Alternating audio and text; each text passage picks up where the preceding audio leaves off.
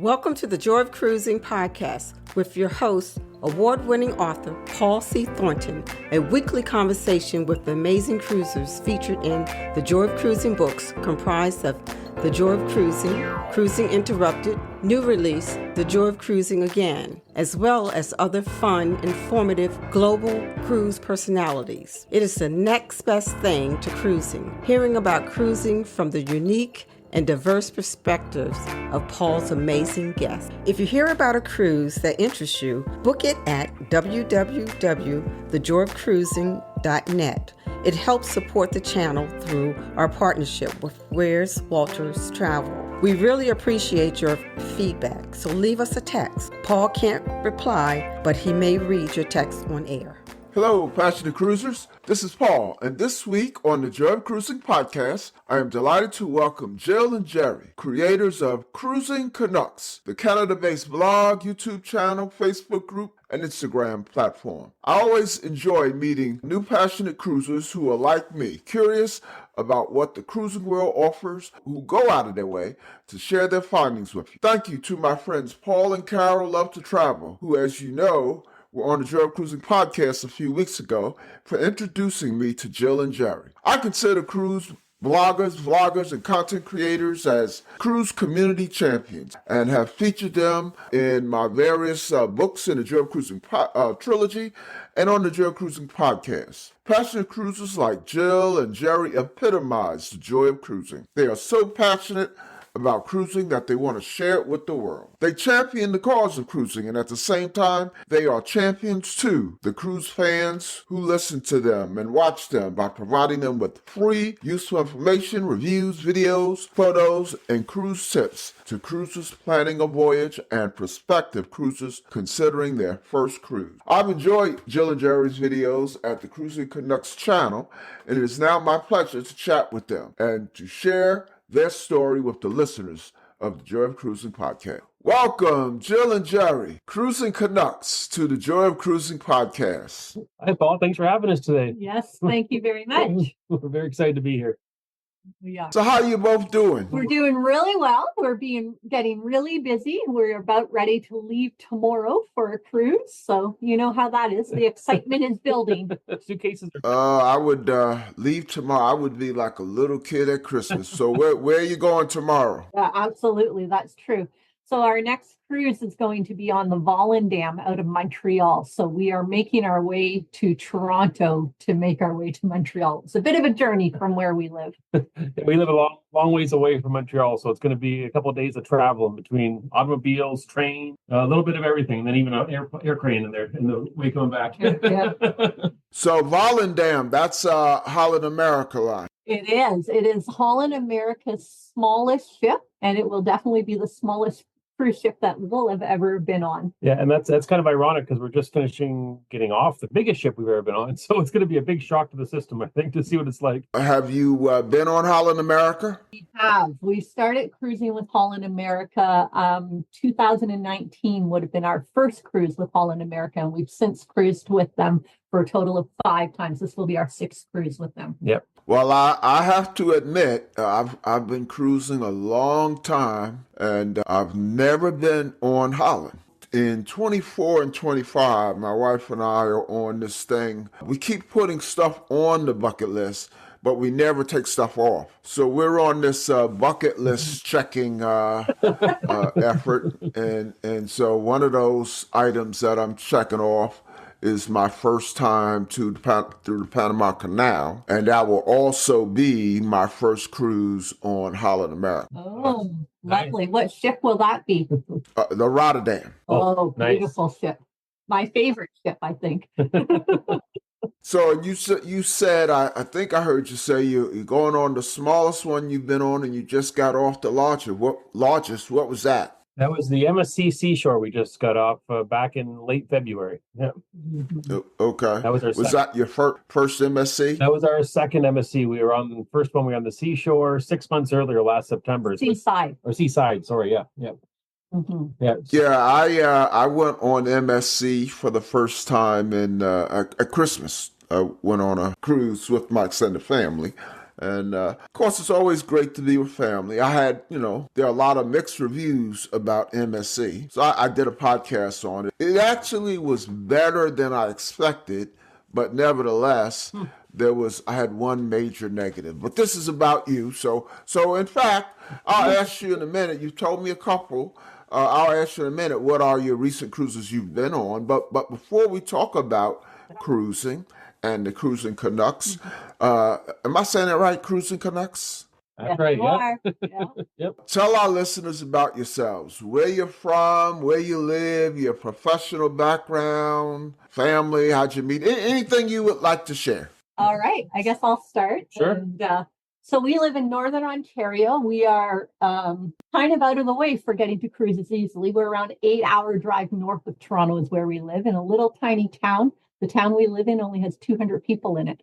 So we live in the middle of nowhere. We have beautiful country where we are. But Jerry and I have been together for 25 plus years now. We have 3 grown children, so we are empty nesters. And and I just retired early this year from teaching. I worked in the education field for the last 25 years as an EA and a supply teacher. Yes, and I'm still working, unfortunately. So it used to be that Jill's job was the one that kept us back when we could travel, because we'd only travel when all the kids were out of school. But now she's retired, so now it's my job with a limited number of holidays.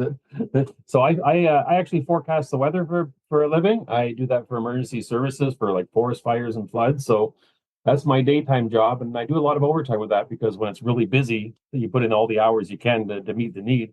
Luckily, that builds a lot of extra time that I can take off to go cruising, so it works out really well for us. But we live in a little small town right on the northern part of the Great Lakes, so we have our own little cruise ship. We have a 36-foot cabin cruiser that we have at a local marina, so when we're not on a cruise ship traveling, in the Caribbean, we can at least be on our own little ship. But unfortunately, we're also the crew, unfortunately, so we have to do everything. Yeah. There's no staff with that one though, so you basically go there and work all day. So you can't wake up in the morning and say, I'd like an omelet and flat white espresso. That won't work. Okay. Yeah. So what have you cruised lately? Where'd you go? What did you go on, and where'd you go? So we talked about the 2 MSC ships. So differentiate between the two, because I haven't been on them, but I always get those two confused. Well, we went on the seaside back in September so 2023, and we absolutely had a great time. Yeah. We really liked the ship. And so when our children were wanting to do a family cruise, we picked the Seashore thinking it would be the same. And it really wasn't. There is a bit of a difference. It's a newer ship than the Seaside. But what they've done is they've added more cabins, and they've taken away some of the eating venues, like the second buffet. So what it does is makes for a very crowded ship, especially when you're trying to get food. Yeah, we found that there was no free eating options other than just the buffet or maybe the dining room on a sea day. Unlike the other cruise lines, they have different options for lunch, for example, like a guy's burger or a burrito or something.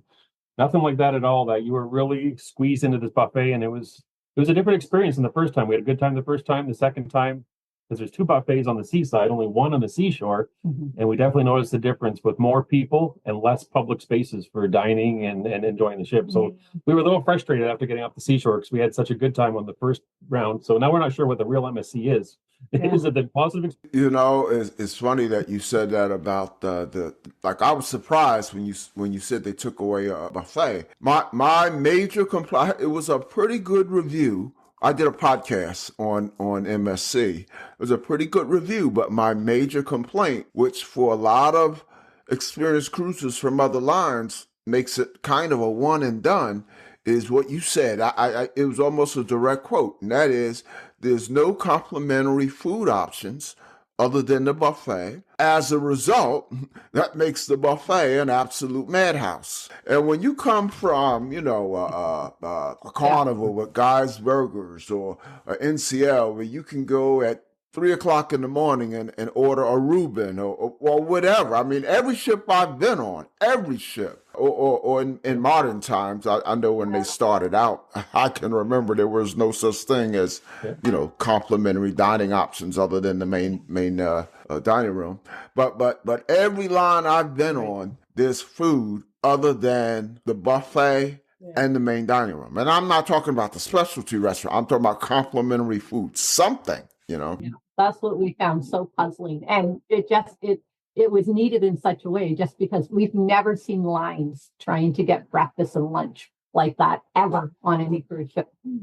Yeah. So yeah, it was frustrating. So now that leaves us wondering whether we'll go back to the MSC anytime soon or not. We have some other cruise lines we want to try, so maybe not for a while is our feeling on it. Yeah. Mm-hmm. Yeah. But other than that, we just in between the two MSC cruises, we were on the Enchanted Princess. Mm-hmm. We did a Mediterranean cruise and we were on board for 22 days with them. Wow. That was back in October, November. Yeah. It was a bucket list trip. We saw beautiful, beautiful places in the Mediterranean. Was it very port intensive? It was very port intensive. Unfortunately, though, because we were going at the end of October into November, we ran into some bad weather. And so we did have a few ports canceled because of that. We ended up having more sea days than what we had anticipated. At one day we were at the Mediterranean. We were out there for 5 days and we didn't get to George. We just couldn't get into port because the weather was so bad. And the captain was kind of joking, saying, "No, we could have almost been across the Atlantic by now if we would have went that direction." But here we were hoping to get in. Reason I ask is I would love to do, you know, you said 22 days? Yeah. Wow. I would love to do that, but my wife wouldn't. However, if it was port intensive, it wouldn't be so bad. We just did a transatlantic. It was the second longest cruise we've done, and it was only it was 14 days. But the problem, which I didn't mind at all, I actually loved it. But you know, the first 8 days were sea days. Yeah. And she was like, "I gotta see land. I gotta see land." We felt that after having the 4 days, so I can imagine. Yeah, so it was scheduled 22 days and we were supposed to have 4 sea days out of the total. 22. And we ended up having seven sea days, I think it was. Yeah. So, and that was on, you say, Enchanted Princess? Yeah. And then we came back from the Enchanted Princess. We came home for Christmas, and then in the new year we jumped back on the Enchanted Princess for 10 more days and went into the Caribbean on the same ship. So we did 32 days in a row on the same ship, which is a record for us by a long shot. We feel like we know that ship well. It's almost like home now. When and what motivated you to create the Cruising Canucks? Do you want to go with that? There's a little bit of family history with that we were watching through the cruise pause. We were watching a lot of vlogs, and we just before the cruise pause or the pause, we decided to film ship tours. So we filmed a couple of those. Maybe we'll put some stuff on YouTube, and that was the original concept. And then the whole time Jerry was trying to convince me to vlog, and I'm like, I don't know if I really want my face on camera. I don't want to see people seeing me in a bathing suit at the swimming pool, that sort of thing. So I was a little hesitant about that.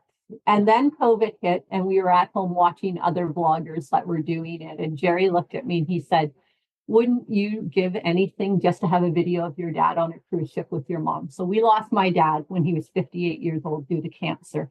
And prior to that, they had been on a number of cruises, somewhere around 20. And, you know, he loved to cruise and he loves to get dressed up into a suit and take my mom dancing. And so, yes, to have a video of that would mean everything to me. So when Jerry said those words to me, that's when he got me hooked, and I decided, okay, let's vlog. Yeah. And from there on, that we wanted to create a channel where we could show what it was like day in, day out on a cruise line. We weren't really interested in showing people how to cruise by giving them kind of tutorials. We wanted to say, here's our experience. Here's what we did every hour, every day. We literally film the entire day when we're on a ship.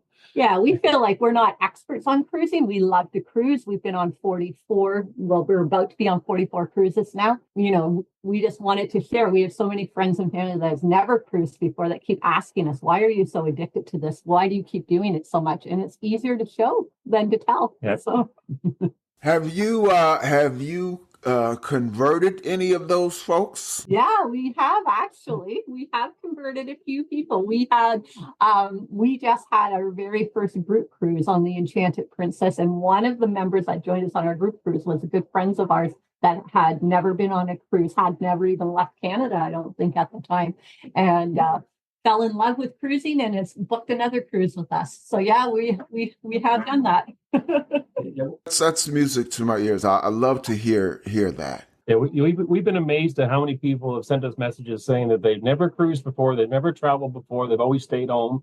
and they watch our vlogs, vlog after vlog, and it inspired them enough to try to do it themselves. And they've gone out and they've traveled or cruised for the first time, and we just love it. We didn't expect that to be an impact of doing the channel, but it feels like it's happened enough times that's the impact. We actually met a lady on the seashore that thanked me and said it was because of watching my cruise vlogs and seeing me be courageous enough to do what I do that she decided to try cruising. So, I mean, it just melted my heart. Yeah. Speaking of that, are you getting recognized more and more now? We are, for sure. And it depends solely, I think, on what cruise lines we go on. When we first started blogging, we had quite a few Holland America cruises booked in a row.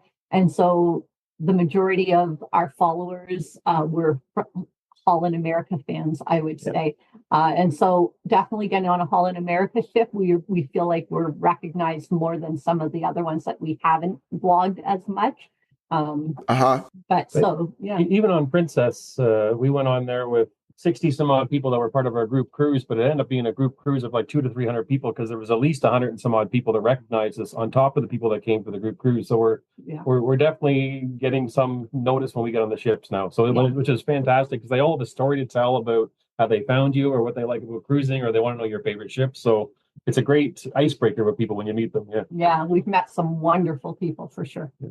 Give us an overview of your various platforms. Of course, you have the YouTube channel, which I enjoy. You have much of a presence on Facebook at all? Yeah, we have a private Facebook group. So like on the public side, we don't have a lot, but we have I think we're about 1,100 people in a private Facebook group, and there's constant conversation there and advice and kind of like a little cruise community of our own there.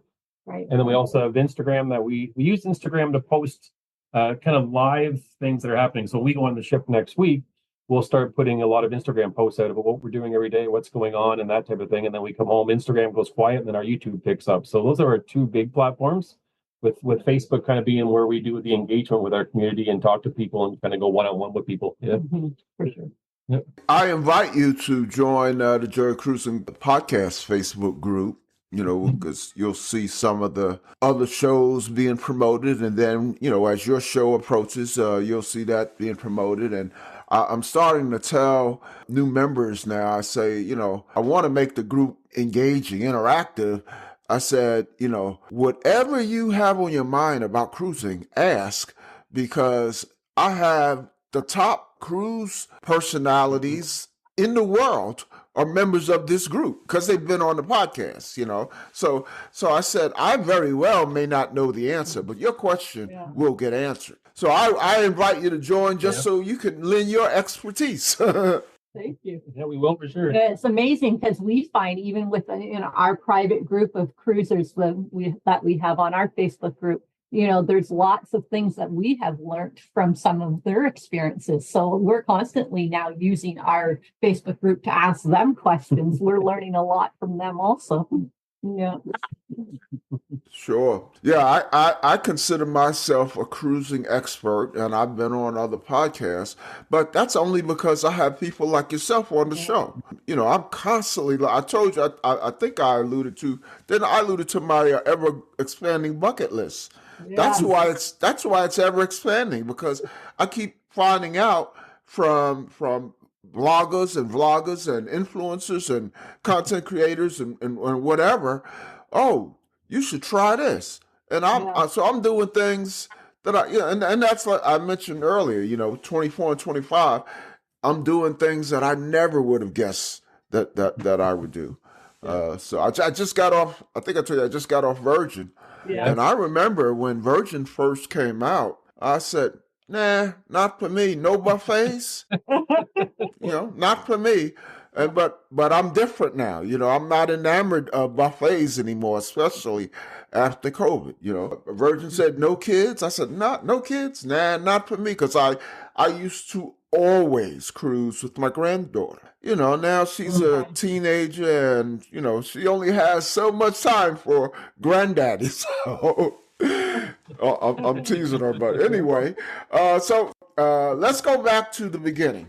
Talk about your very first cruise. Okay. First cruise was on the Carnival Paradise. It was a very short. It was a 4-day cruise. 4-day cruise to Ensenada and Catalina Island. So my parents were big cruisers at the time, and they had been telling us for years, you have to try a cruise, you have to try a cruise. And Jerry gets seasick and car sick very easily. So he's like, I'm not going on a cruise. I'm not going on a cruise. But I really wanted to try it. Yep. So we sort of did a part of a land trip in California, did a bunch of touring around California. And then on New Year's Day, we got on a Carnival ship and did a 4-day cruise, and we both fell in love with it and was obviously hooked. Yeah, we couldn't believe it. So Jerry, you didn't get sick? I didn't get sick. Well, I started out in the first couple of cruises getting those patches you wear behind your ear. Mm-hmm. And I found what happened was they just made me sleepy. So I would go near the cabin, and every time I went near the cabin, Joe would go into the washroom, come out, and I'd be sleeping on the bed. I was never awake. So 30 seconds flat, he could fall asleep on a cruise ship.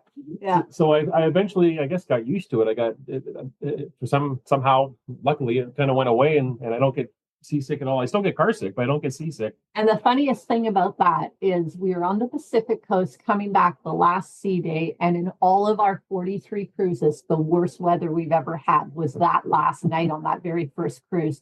It was so bad that luggage that was put out to be collected was rolling down. Wow. We were in the comedy in the main theater. They had a comedian there in the mic stand, and him was falling back and forth. It was ridiculous. So I thought, this is it. I'm one and done. I'm never getting him on another cruise. So I was so surprised when he said, I really loved that and I want to do it again. Well, I just love the idea that, we were doing a lot of land travel at the time. There was flights and hotels and food costs and, all that stuff. You get on a cruise ship and it's all there for you. It's all very affordable. You can cruise the way you want and do what you want, and there's people you can meet, and there's times you can just spend time on a lounger by yourself, Yeah. So it was everything to anything you wanted to do on a vacation. So I just fell in love with it. So despite the terrible weather, it sounds like you were hooked right away. You were, yeah, for sure. Yeah, it's back in 2007. It's hard to imagine that was the first. But yeah, it was the first cruise. Yeah. And we see. How soon did you cruise again? It was probably around the next year that we got on the next one. We literally, our mindset changed from doing local land-based trips to trying to save to get back on cruises. And so we had such a great time on Carnival and thought, our children would love it. The very first time we didn't have our kids with us. And then as we were raising children, we tended to do one cruise with our kids, one cruise without, and back and forth was how we did it throughout their children. We did that for about 4 or 5 years. We did one a year, kind of back and forth, and then we just started to get into a position we wanted to do more of it. So we started, doing 2, 3 a year sometimes, and here we are, 43 cruises in. Yeah.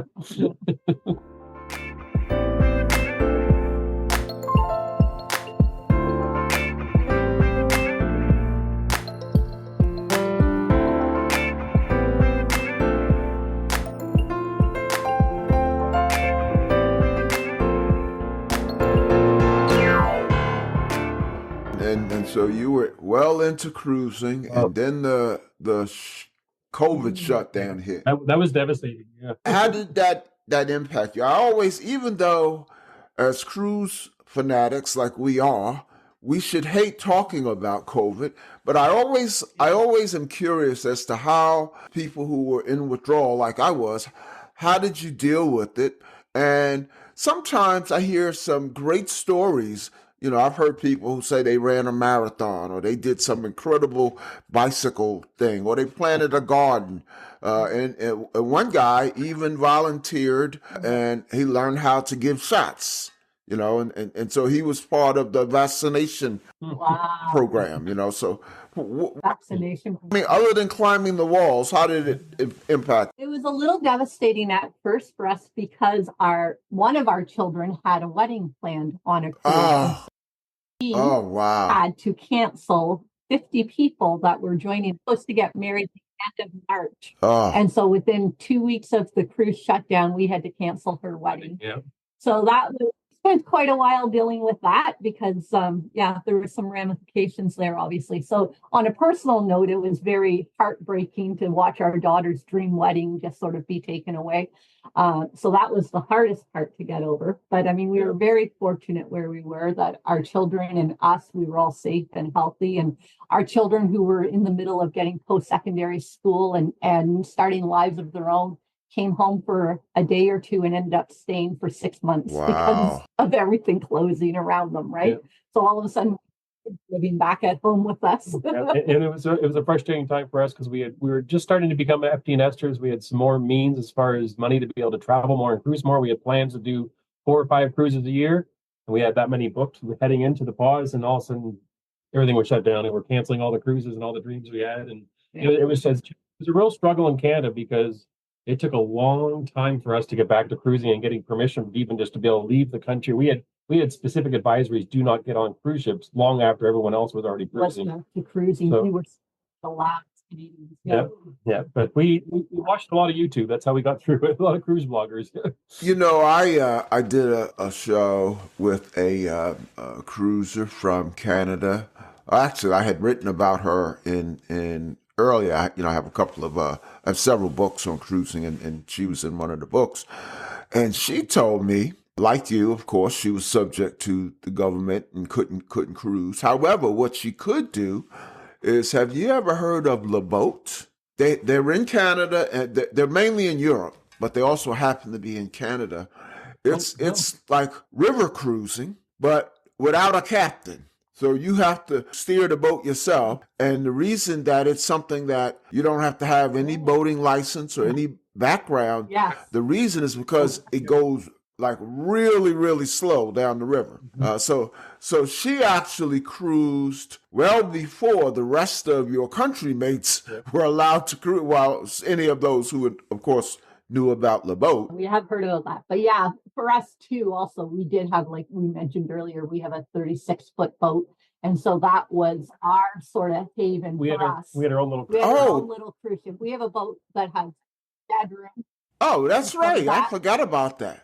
That wasn't subject to so you did get to go out. Yeah, we were able to use our own boat. The only restriction Oh, okay, that's good. where we had to stay in Canada waters, and we couldn't go because we're right on the Great Lakes, right? So if you go too far south, we would be in the American waters. So, but yeah, we were able to use our boat throughout it. So that was lovely. Yes, yeah, you're right. Okay. Well, that's kind of a happy ending. Yeah. So how did you mark your return to cruising? What ship did you choose? Yeah, so the very first ship that we did post-COVID was the new Stondom, Holland America's new Stondom, and it was the very first time that we put our faces in front of the camera for cruising. Yep. So that was December of 21. 21 and January. We did 14 days over Christmas, New Year's. Yeah, we broke all the rules to do it because at the time there was still an advisory in Canada that Canadians should not get on cruise ships. They warned us that if we went on a cruise and we were sick, that the Canadian government wouldn't help us get back. We wouldn't have any health coverage, everything else. So we bought like 3 different insurance policies when we left the country. We made backup plans again to figure out what would happen if we were stuck. Because if we managed to get COVID on the ship, we were told we weren't allowed back in Canada until we were clear for like 14 We days. had to be at 14 days with a negative test in order to enter if we had tested positive over that time. So we bought 3 insurance plans so that we could give this a try. That's how bad we wanted to get back on a cruise ship. And so then on the cruise ship, we were very cautious. We'd get onto elevators and we'd be holding our breath and we'd be wearing masks and we'd be sitting at the far end of the deck where there was no one else sitting near us. So we were very careful because we knew if we tested positive, then we wouldn't be able to get back into our own country. So, Yeah. But that's what I call passionate cruisers. That's my core audience. Yeah. You know, We're just you so got three insurance policies to cruise. I should have you on my podcast. Oh wait. Yeah, no, it was wonderful. And again, the plus side of that was that was when cruising was only at 50% capacity. So we were actually safer on the cruise ship than we were at home because we left our friends and family to go on the cruise ship. And a lot of our friends and family who were just together for Christmas Day fought COVID and shared it amongst themselves. So they all had COVID, but we were on a cruise ship and we were COVID free. That's the irony. I was a little later coming back than you all were, so I never really got to experience low capacity ships. It was beautiful. By the time I got back, I think it was, I want to say April of 22. I was actually booked a lot sooner, and then the CDC here came out with a pronouncement that scared everybody to death, and I was dealing with some medical issues at the time, and so my return to cruising was deferred by a couple of months. But yeah, by the time I came back, they were selling them out. There was no social distancing, any of that. They were just about making money. Yeah, we found that for our first vlog attempt and putting videos on YouTube, it was a big selling point for people in Canada to see that we were actually doing it successfully, safely, and having a good time on a cruise ship, despite all the negative attention towards the cruise industry at the time. And so a lot of people went back to cruising after saying they watched our vlogs, they saw that we did it safely, and they felt that it was safe for them to do it too. So we kind of, I think that helped our channel right off the bat. People said, look at these people that are so crazy about cruising, and they kind of became, connected to us right from the beginning. Yeah. So since the pandemic, were you guys, like a lot of passionate cruisers I talked to, did you hit the ground running? Did you book a lot of stuff? We did. And we actually booked stuff even when cruising wasn't back to happening. Even during the shutdown, we were rebooking. So we booked our very first trip to Europe during the shutdown. And because of that, we got an amazing deal. So stuff like that. So yeah, we booked a lot. Yeah, exactly. Yeah, we booked when we booked the Europe trip, and back then it was almost unheard of. Carnival had a deal at the time that if you had cruised with them before and you would book during the shutdown, there was a big deposit, but you would get the drink package included for nothing, which we've never seen on Carnival before. So we booked that right away. But yeah, we booked a lot of stuff during COVID because the prices were right, and then it kind of paid off for us. And it's kind of ironic that we were lucky that during the shutdown, we both had jobs and we were able to still continue working, but we weren't able to take any of the holidays. There was no means to, other than staying at home and doing not much of anything. So I was lucky that my employer let me just keep on carrying the holidays over for almost 2 years. So when we were able to get back, we had cruise after cruise booked like 21 days in Europe. Actually, we did almost 30 days in Europe because we flew around a little bit there. Yeah, we started with booking a Carnival. It was supposed to be a 9-day trip, and then it turned into 5 weeks because we just sort of kept adding on and on because we thought, well, if we're already there. Wow. Which Carnival was that? So it was the Carnival Pride, and it went out of Dover, and we did 9 days that went down to Spain and Portugal, Amsterdam, all that sort of area. Then it went back to Dover, and we stayed on board, and it went up and did the British Isles, and we did Scotland and Ireland and all of that. And so that was a total of 21 days we were on board for that. And then we came back, we got to the airport in London, and we flew across from London to Rome. We got on the Norwegian Epic, and then we did the Mediterranean for 7 more days on top of that. Yeah, so that was our first time ever going to Europe together, and we just fell in love with it. Yeah. So we went back last year, and we're booked to go back next year.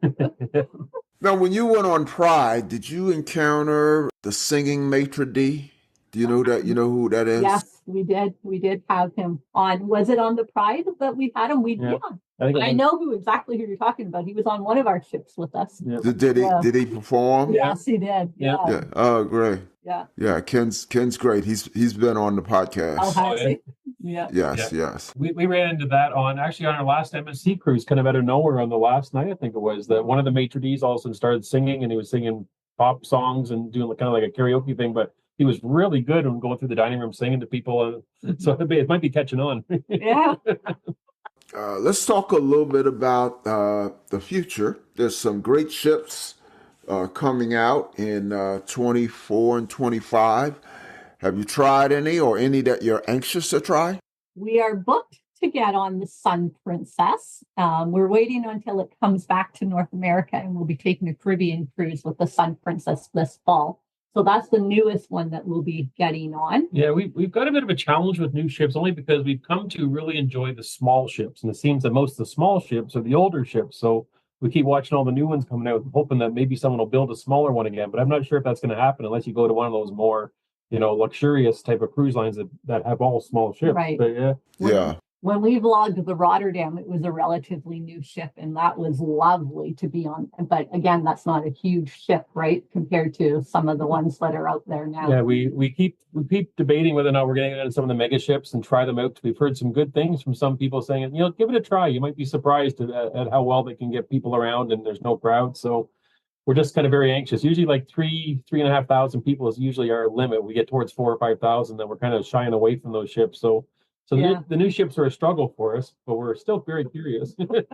I'm booked on Sun Princess, but it's not until April of 25. I'm sure you'll love it. I've had several guests on the show who've been on Sun Princess, and at the time they were on, everything wasn't yet open in Sun Princess, so some of the entertainment hadn't taken place yet, but they still loved it. Yeah, we sort of thought about that because we did think about flying over to the Mediterranean and doing the Sun Princess this spring, and then we thought, well, maybe it's best to let it have a little while to work its bugs out, and hopefully by the time it comes to North America, they'll have everything operational and have a system in place. So get it a little seasoning. That's right.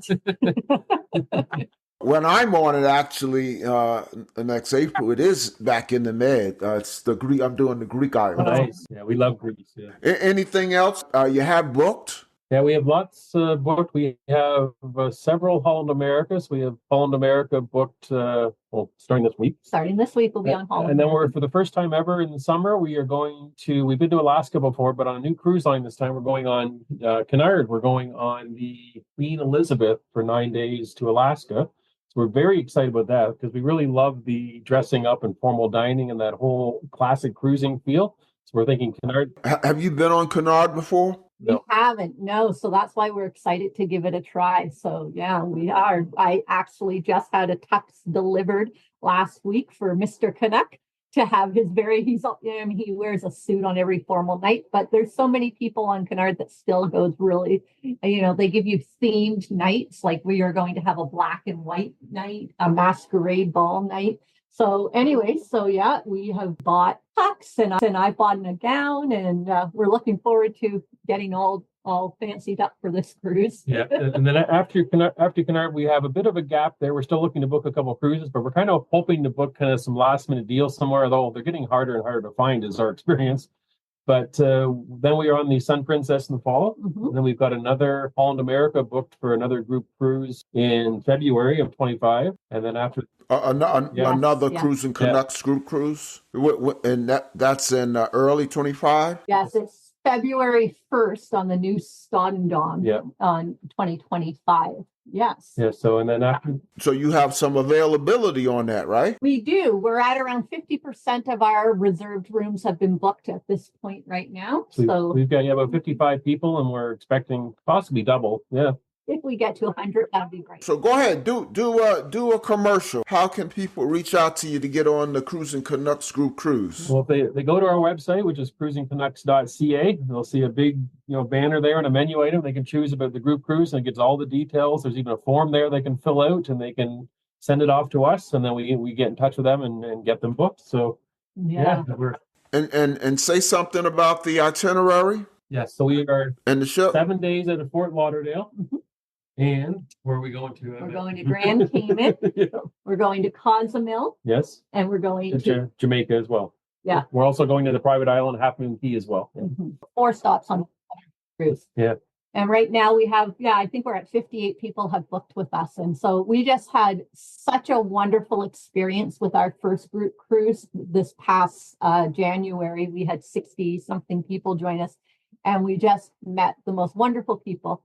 And everybody was saying, are you going to do another one? Are you going to do another one? And I said, we didn't commit to doing another group cruise until we tried out the first one. And it was just the most fun we've ever had. We met so many wonderful people, and everybody is like, this has changed how I want to cruise. Everybody's like, we want to keep doing this. So we're happy to do it. And we've got some wonderful people are return guests for us. And then we have probably around 50% are new guests. Yeah. And after the first group cruise, they heard that we were going on the Cunard cruise to Alaska. And as soon as they heard that, over a dozen of them went out and they booked the same cruise immediately, wanting to go with us again. Yeah. We got another mini cruise going to Alaska. Yeah. As of right now, there's 14 people joining us in Alaska. And it's not a group cruise. It was just fellow cruisers that got excited and all booked. Yeah. Yeah, we'd never been on a group cruise before, like anyone else's, or had one ourselves, and we didn't know what to expect. We thought, we thought maybe we were just going to go there and meet a whole bunch of people that knew us, but we didn't know them, and have kind of this awkward exchange. And then instead, we met people that we will be for sure cruising with the rest of our life, that are friends now, that we talk to all the time. But the cruise community is like that. You meet people and you get that similar interest and connection in cruising, and you just kind of bond right away. And it's a common thing that you meet people that have the same values in life and the same goals about travel and their perspective on the world. It's been amazing. Yeah. Well, good luck on that group cruise. And what's on your cruise and travel bucket list? What haven't you done that someday you're going to do? There are some exotic places that I hope that we get to go to once Jerry retires. I would love to cruise out of Asia, that sort of thing. But one bucket list trip that we have booked that we haven't announced yet to anybody is, I've been saying ever since I was on the new on Holland America's Rotterdam, that I would love to cruise out of Rotterdam on the Rotterdam. So we will be doing that next year, and it will be doing a bunch of stops in Europe prior to doing a transatlantic and bringing us back to Fort Lauderdale. So I'm really looking forward to that cruise. It's a bucket list cruise for me with the itinerary. Yeah, and I would love to do a South Pacific heading out of California, hitting Hawaii, and then heading down to Fiji, New Zealand, and doing that. But that's a 35-day cruise usually, so that's going to have to wait till retirement. But that's definitely on the bucket list. Mm-hmm. It's funny, the bucket list for me, it's funny you say your bucket list has been growing. Mine feels like it's been shrinking at times, because like we keep checking things off. I need to get more exotic, I guess. I'm a creature of habit. When I find a cruise or a ship that I like, I want to do it constantly over and over again. Hence why we have cruised with Carnival 23 times. Wow. Because his very first cruise was Carnival and he was addicted. It took me a long time to get him to spread his wings and try a different cruise line. But we really love Europe. I think we're going to do more of Europe, and we'd like to throw in a little bit of land stuff. So maybe, cruising Northern Europe, go across by train to the Mediterranean, cruise the Mediterranean, and maybe then catch a transatlantic back. We just love that whole area. We love the British Isles there. And there's new cruises coming out all the time that look interesting to us, like a lot more Africa cruises. We're kind of have our attention that there's that. Mm-hmm. And South America, I know we went back and forth on Antarctica. We really looked at that as well as a bucket list one. Mm-hmm. Although one that really caught my attention just in the last month was a friend of ours is going on a cruise up the Amazon River. Mm-hmm. And I thought that sounds really exotic and interesting. I'd like to do something like that, but I'm not a fan of flying long hours. So a lot of these destinations, I'm going to have to figure out how we're going to get there without having to sit in an airplane for 12 hours is my fear. Well, Paul and Carol, who introduced me to you, they just cruised the Mekong River. Yes, we were just binge watching, catching up with all of their vlogs last weekend, and it looked like they had a wonderful time. Yeah. So, yeah. Yeah, so we did that. We had them on the show a couple of weeks ago. Yeah. So you kind of alluded to this earlier when I was asking how can people sign up for your group cruise. How can our listeners follow Cruising Canucks on social media and the internet? I'd say the main way is through our YouTube channel. Just about everything we do is YouTube based. Like I said, there's that and then there's also the Instagram page, which is the same name, which is Cruising Canucks as well.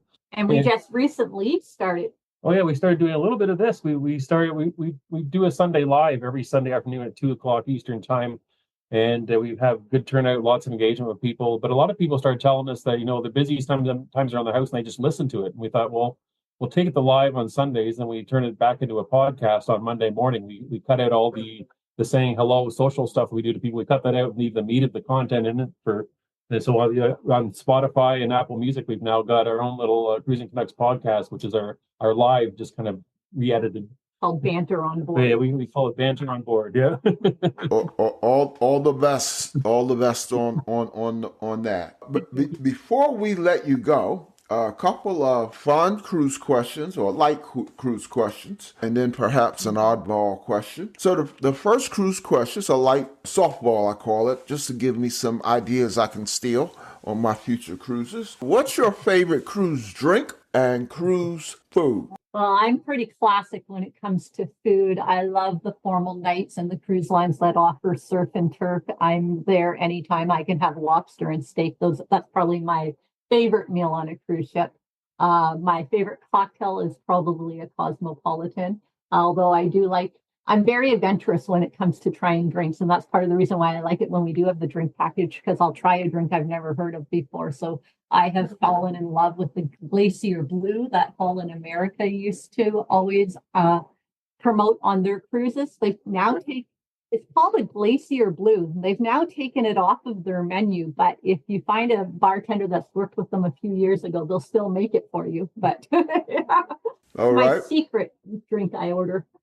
Yes, and my go-to drink is what I call a Crown and Diet. So it's Crown Royal Canadian whiskey with Diet Pepsi Diet Pop of some sort, and which can be a challenge on a cruise because before the shutdown you could get it on just about every cruise, but since then we've had a real tough time getting Canadian whiskey on a lot of ships. Yeah. That they want to give me bourbon, or they want to give me something a little bit different than that. So that's been my go-to drink if I can get it. Mm-hmm. And as far as food, I don't know. Paul might laugh at me here, but I know Jill gives me a hard time about favorite food. But I eat a lot of vegetarian stuff right off the bat. But the few meats that I eat are what Jill calls the junk meats. So That's what I call them. so I often say that my favorite food on a cruise ship when I get is like meatloaf in the dining room. Like a bacon wrapped meatloaf is my favorite thing, which probably not many other people would agree. But if I can get that. But I'm not a steak eater or a fish eater or a seafood of any type. So I usually stick with the veggie dishes. But favorite food would be meatloaf. Maybe Princess has some fantastic chicken nuggets that are up there in second. I might be 10 years old still. Well, listeners, Jerry may be the only cruise content creator who eats spam. Right? I couldn't believe it when we were in the buffet and he came back and told me he had spam on his plate. I'm like, you have got to be kidding me. The listeners are probably saying, "What is he talking about?" It was a video of Jerry on the MSC Seashore. Yep. Yes. Yep. And they had spam casserole on the buffet. That's right. Yeah. And he said it was really good. And I can tell you, we have had so many people message me saying I need to try it because I wouldn't take a bite of it when he tried to offer it to me in the video. And now I've had like I know. I saw your reaction. It was classic. It was memorable. Yeah. Jerry was trying to run you off the table. Yeah, exactly. Run you away from the table. You're right. The next question, what's your most memorable or funniest or even most embarrassing cruise or port experience? Well, I would say our most memorable cruise for me was January 2023. We were on the Sky Princess for our youngest daughter's wedding, and we had 55 guests join us for that wedding. And that was definitely the most memorable cruise because obviously it was a big deal for us to have our daughter get married on the cruise ship. But we had brought so many great friends and family on board, a lot who had never cruised before, but came because it was our daughter's wedding. And we just had the most fun. And it was just an elegant, beautiful cruise wedding with very little work. I highly recommend if you have a family member getting married, do it on a cruise ship. It's a lot easier. Oh, by the way, your daughter whose wedding was deferred because of the pandemic. Yeah. Did she ever get married on a cruise ship? No, she got married in her in-laws' beautiful backyard that summer during the pandemic because they had been waiting long enough to have a wedding. So she got married and had a beautiful wedding, but it looked a little bit different than what she originally planned. Okay. Most memorable cruise for me. I would have to say that our first time to Europe, doing Northern Europe, that we went through about 4 or 5 ports in a row in Portugal and Belgium and France, that we kept looking at each other. Every morning we get up on the Carnival card, we go to like the buffet areas and look off the edge of the ship. And we had a room inside, so we couldn't see much. And we would see the city for the first time. We both stand there with like tears in our eyes and we'd be like, this is the most beautiful place we've ever been. And it happened day after day. And then we would go into little places like Bruges in Belgium, and we'd be just having a meal at a cafe, and we'd stare at each other and say, how lucky are we to be back cruising, back seeing the world. And we even said, I think, said in the blog at the time, if you get a chance, people get out there and see the world. It's beautiful. Like, if you have the means to, it's a beautiful thing. But that was probably the most memorable. I guess the most embarrassing for me would be, we had obstructed ocean view cabin, which means the lifeboats are right outside the window. That was again on the carnival ride, the same trip. Yeah, and there's always, for some reason, there's always seems to be people out there working on those lifeboats all the time out there, maintenance people working on them, and we're out there, and Jill comes out of the bathroom at one point, and she almost gets caught with someone out there with the blinds open, and her walking out of the bathroom. And I said, you better be careful because they can see. I think they may be able to see straight in. And then doesn't the next day come along? I think Jill was out somewhere on the ship. I came out of the bathroom, nothing on, and I'm sitting there staring eye to eye with this guy looking in at me as he's out there working on the lifeboat. After I just told her to watch out to do it. So yeah, he warned me and gave me a bathrobe before I walked in the room, but he forgot to take his own advice. Oh, yeah. That's good. That's pretty good. Yeah, it's still a long ways from a Bare Essentials cruise, but it was embarrassing. Finally, the oddball question. It's oddball because it's not directly related to cruising. So you have a large following. So welcome to the Cruising Canucks friends and fans listening. We hope you have enjoyed what you have heard.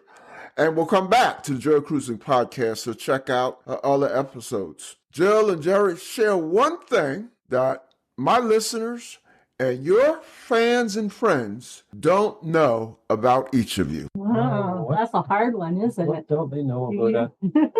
We're pretty much an open book. I think we really feel that way. What do you have? I don't know. I would say, what do you think? Oh, that's a tough one. Mm-hmm. I would say that I'm at a loss. No, I am too. I was waiting to see what you came up with.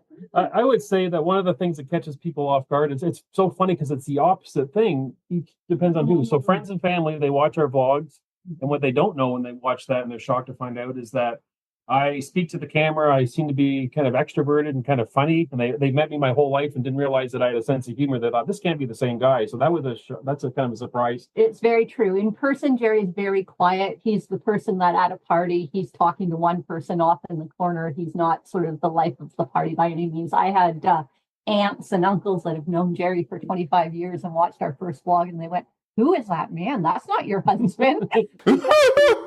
He totally has a different personality in camera. And a few of our friends and followers that met us on the group cruise sort of made point of that. They're like, "Oh my goodness, he's so quiet in person compared to what he is on his vlogs," which is true. So our viewers think that I'm really quiet when they meet me in person, but my family thinks I'm really noisy when they see me on TV. So it's kind of a weird thing. I think we take turns. I hear that a lot from folks like yourself, content creators who they are like me. They are introverted, but they're able to play an extrovert very well. I'm introverted and I can't play an extrovert, so that's why I do this. Yeah, and I'm very much an extrovert. I'm the person that would walk into a party and start talking to everybody and sort of circulate throughout the room. But you put a camera on me, and like the earliest vlogs, I was frozen. I didn't know what to say, and Jerry would be like, talk to the camera. I'm like, I have nothing to say. But yeah, you could put me in a room. I mean, I worked for years in a classroom. I had no problem speaking in front of 20, 30, 40 people at any given time. But yeah, do it with a camera in my face, and I froze.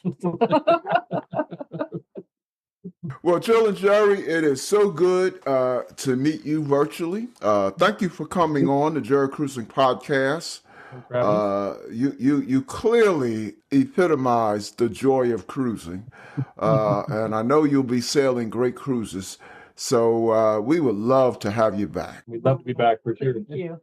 It was wonderful getting to meet you. We have heard about you. We have followed and checked out one of your books, and we have just been so blessed that we get to meet wonderful people like you as we take this journey. Well, thank you for those kind words.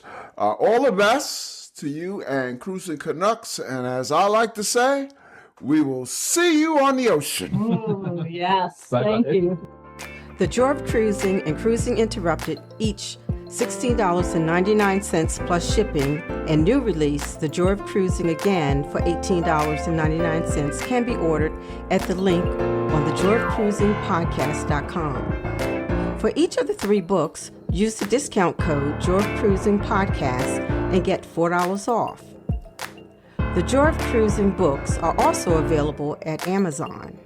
Order the ebook at Amazon or your favorite online retailer.